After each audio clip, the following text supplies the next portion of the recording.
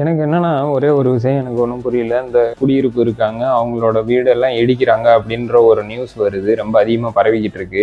இது எல்லாம் எப்படின்னா ஆட்சிக்கு வந்து 2 மாதம் 50 நாள் 60 நாட்களுக்குள்ள இது எல்லாமே செக் பண்ணி இது பண்ணி அடுத்து இடிக்கிற அளவுக்கு இந்த ஆட்சி மோசமான ஆட்சியானா எனக்கு கேள்விக்குறியாக தான் இருக்கு. தயவு செஞ்சு என்னோட ஒப்பீனியனை நான் சொல்றேன், உங்களோட கருத்து என்னன்றதை நீங்க சொல்லுங்க. மற்றபடி டிவிகேவுக்கு முட்டு கொடுக்குறேன்ற ஒரு இதுவும் கிடையாது.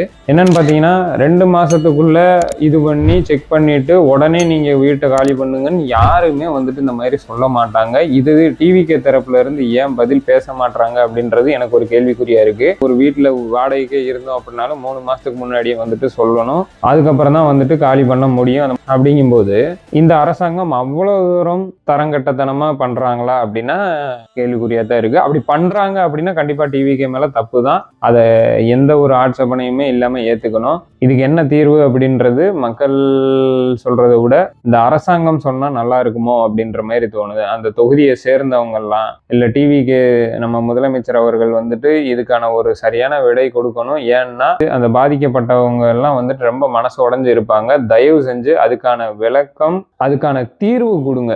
விளக்கம் கொடுக்கறத விட அதுக்கான தீர்வு கொடுங்கன்றது என்னோட வேண்டுகோள். நன்றி.